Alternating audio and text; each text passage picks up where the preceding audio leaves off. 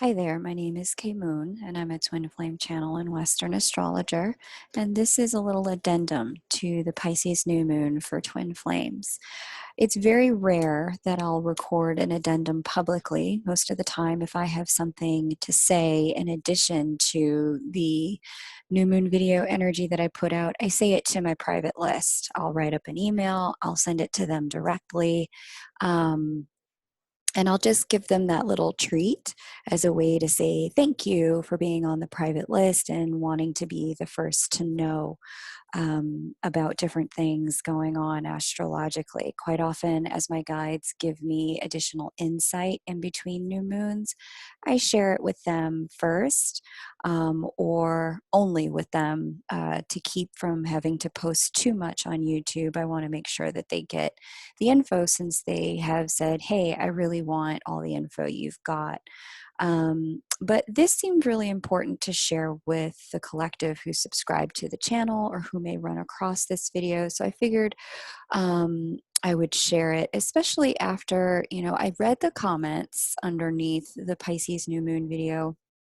And I also felt the need to post in the community section of my channel the necessity of being really patient with ourselves in our journey and really looking at ourselves during this particular new moon. That this particular new moon is really about self-inquiry a lot more than it is about inquiry about our twin or what's going on over there on their side of the street. Um, but I wanted to share this little addendum with you guys because I don't know, based on some of the comments that came in, that I really explained the necessity of letting go of hope as a crutch. And I talked about this in the video, that we've got this obsessive thinking energy here and thinking about our emotions and our choices and how we got to where we are here with the Mercury retrograde conjunct Nessus in Pisces, going over that new moon.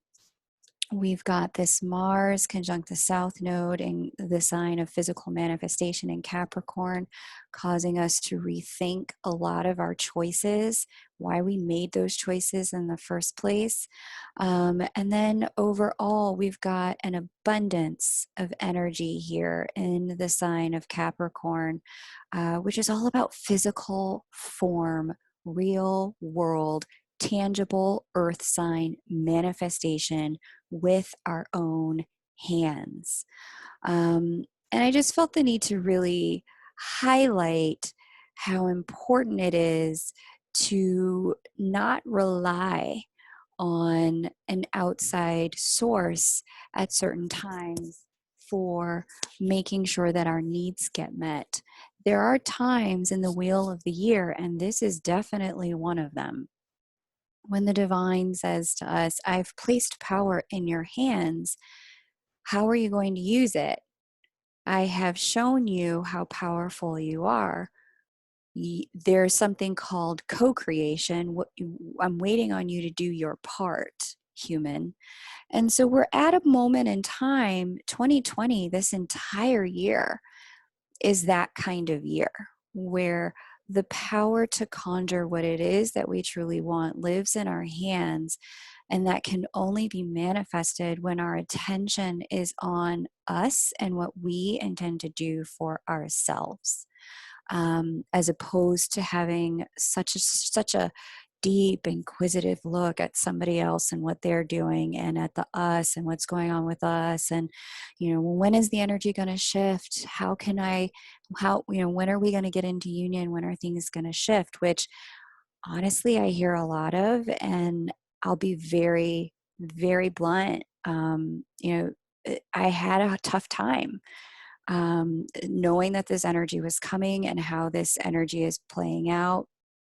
Um, some of my own internal guidance was, there's too much codependency on readings. There's too much codependency on needing to look over there on the other side of the fence. And with the divine feminine energy here going retrograde, You know, I definitely have a lot of masculine energy in my chart, but I know in my connection, I'm walking the divine feminine journey, the intuiting twins journey. With the divine feminine going retrograde, a big part of me was like, I should probably maybe take twin readings off the market for a little bit and only offer personal readings, just to continue to, you know, encourage the energy of self-inquiry, self-reflection. How did I get here with the choices that I made that led up to the moment that I am currently experiencing in my twin flame connection?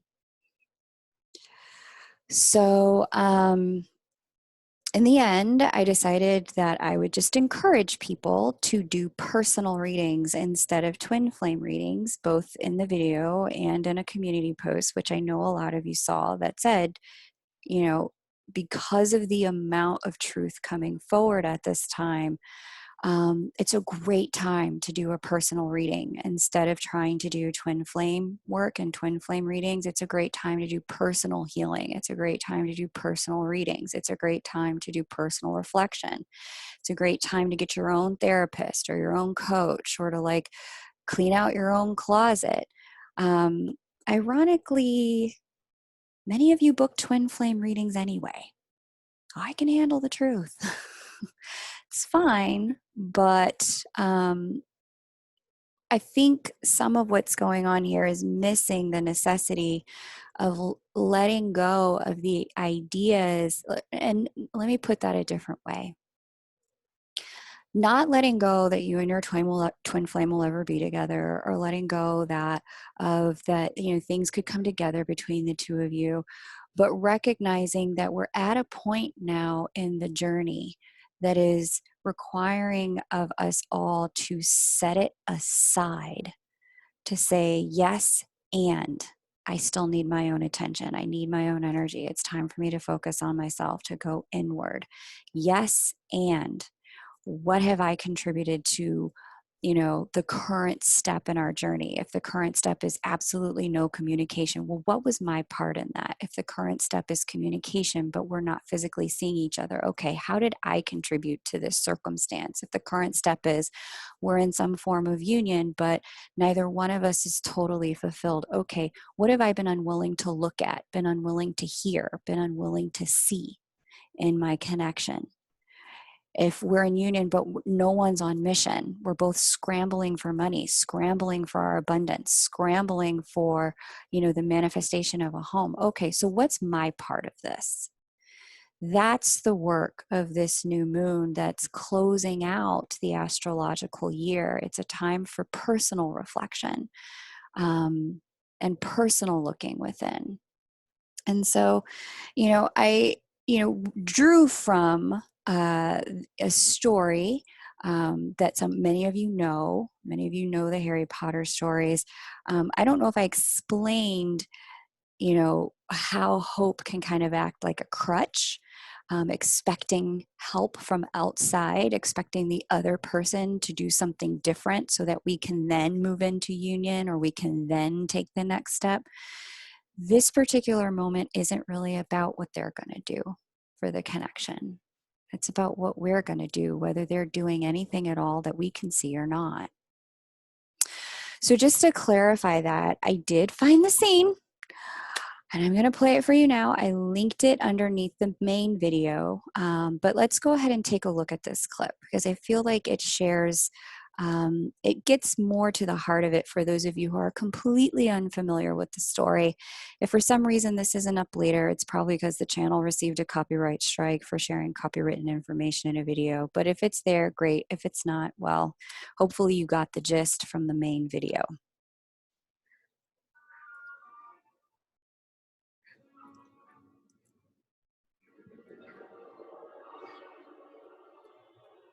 Serious. Come on.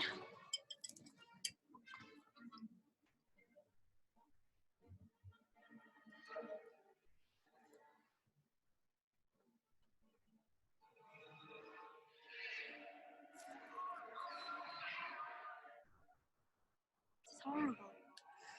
So just as a quick recap of what's going on here, This is Harry Potter, for those of you who've never seen the movies or read the books. This is his best friend. They have gone back in time to undo a set of circumstances that didn't quite play out well. And now they've stumbled upon a moment in time where that has already occurred. So again, we've got this theme, reviewing, re-looking at certain things. They've stumbled upon this moment of time that has already occurred. And they are witnessing Harry, who's here in present time, but they're looking at a past, and we're about to see the past moment. They're witnessing a past moment where Harry and his godfather, uncle, he's getting attacked, and they are about to lose their lives. Now, in the moment when it happened the first time, Harry thought, that his father had come back from the grave somehow to save him. But this is what actually happened. My dad will come.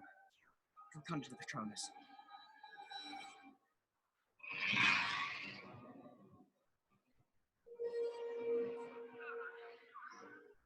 Any minute now. Right there. You'll see. Harry, listen to me. No one's coming. Don't worry, he will. He will come. You're dying. Both of you. Harry! Expecto Patronum!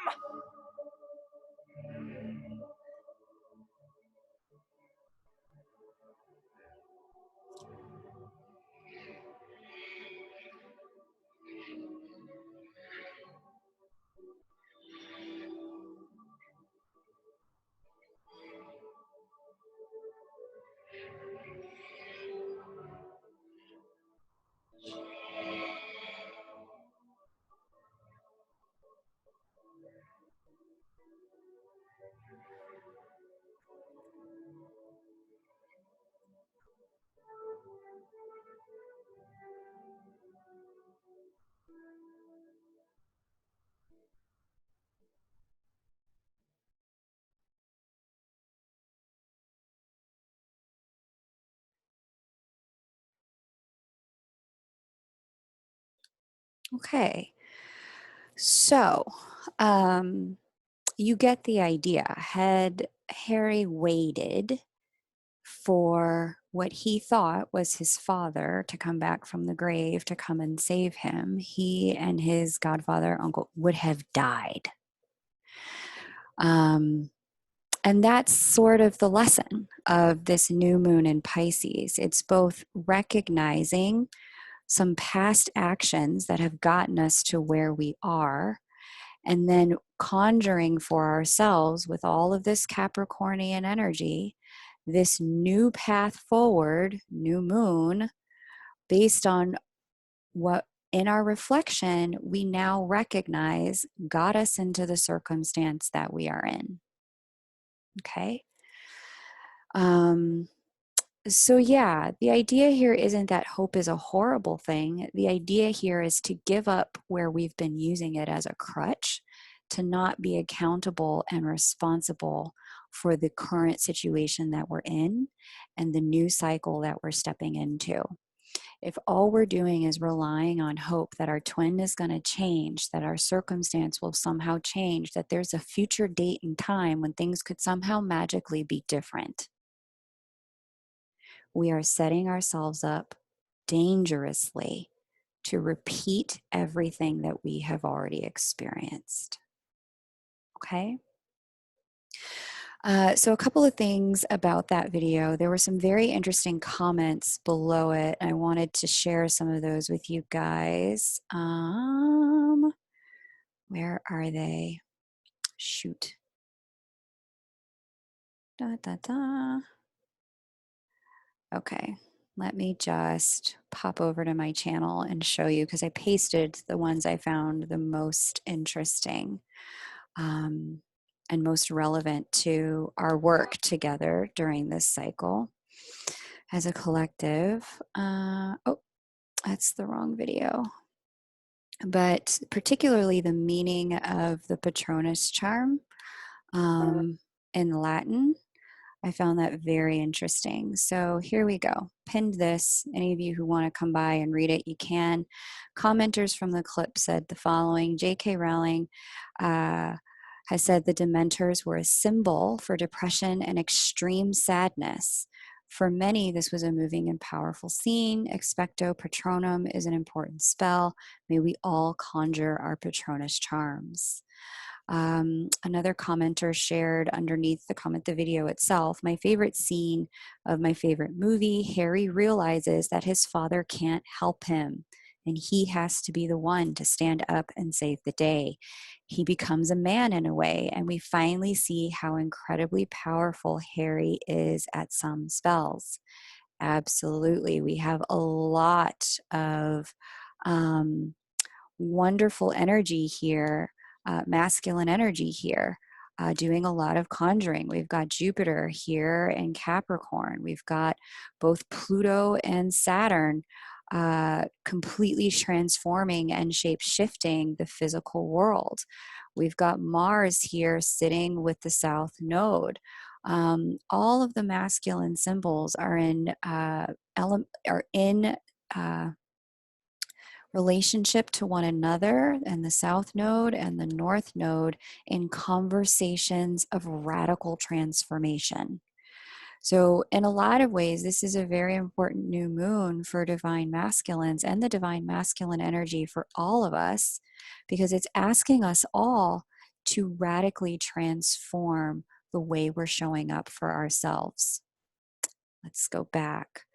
One of the other commenters shared, let me get back over there. I love how the spell is called Expecto Patronum, which means I await a guardian. And Harry was literally waiting for his father to appear and save them all, which truly he was coming back to parent himself, to be there for himself, to take care of himself, to be the one who showed up for him in a way that no one else had and no one else could. This is why at this time I'm really encouraging those of you who want a reading with me to skip the twin flame, do a personal reading, because we can really deep dive in a personal reading for the ways that you are going to conjure your own savior, your own salvation as we move into the new astrological year. And the last comment that I thought was really salient was such a powerful scene, shows the value of taking initiative and stepping up in life. He was there waiting for his dad to come save the day, but then he realized that it is actually he who has to take responsibility and man up. So you get the idea. And then below I posted, as promised, a little late, but it's there. It was already always on the channel. You could find it if you were looking. The Divine Feminine 2020 Journey and the Divine Masculine 2020 Journey videos. You can catch those there. I will say that I have noticed something. Now, I posted this Divine Feminine 2020 Journey video back at the very start of November. So November 4th, 4,000 views, okay? Her heart leads the way. That was the channeled message, that the path forward for twins begins in the heart of the Divine Feminine. It's what she's doing that transforms the connection. And I talked about all of the things my guides mentioned about how to transform the path. Okay? Now, check this out. Here's another interesting piece, right? 4,000 views. The Divine Masculines video, 6,000 views, published nearly 2 months later. Now, I'm aware from a very recent poll that I've done on my channel that 97% of you identify as walking the Divine Feminine path forward.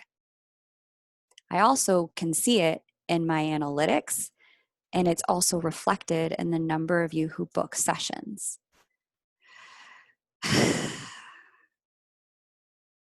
If you really want to move forward in your journey, you should watch the Divine Feminine's video. And just for the moment, put aside what your Divine Masculine is doing.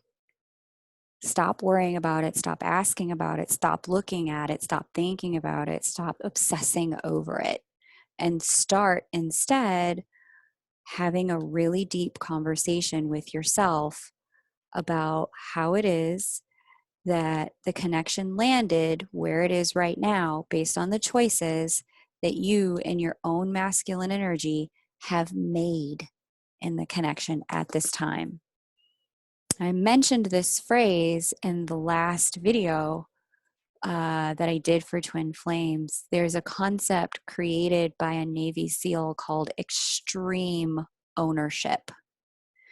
And I want to invite you guys to just take that energy on. What if everything that's happening is a direct creation that came through me and into the world? And what if that's true, that everything changes based on what I do, say, and think after this moment? That's what I mean by giving up hope. When we give up the crutch of hope, we start to take action. We begin to show up. We begin to take our masculine energies and create a different world with our feminine energies. We begin to direct our feminine energies in ways that can lead us into new destinations, new paths, create new unfoldments as we walk into the new astrological year. Okay? So that's that. There's still a few spots open for March. A lot of them, I think we're about 70 to 80% sold out at this point. So if you want to get a reading, again, I highly encourage you to do a personal reading. I implore you to do it. You can always do a twin flame reading when we get to the twin flames new moon, the new moon in Gemini. That's going to be a perfect time to do a twin flame reading. But for right now, a personal reading is really where the breakthrough is going to show up for you. All right. Thank you so much for liking, watching, listening, and subscribing and sharing. I do appreciate all of you guys' support. Like I said on the community post on the channel, there's so much truth that's coming forward with all of this energy in Capricorn and this Pisces new moon. For those of you who have booked upcoming twin flame readings, I'm hoping you listen to this and you show up with a lot of personal questions for me. And if any of you would like to convert your twin flame reading to a personal reading, just let me know. I have a 0 refunds under any circumstance policy, but this is the one time where if you want to downgrade to a personal reading, I will refund you the difference. It's that critical, I believe, for us to be self-focused at this time. It's that imperative. Okay, thank you so much. I look forward to, again, seeing how this resonates for you in the comments. Take great care and bye for now.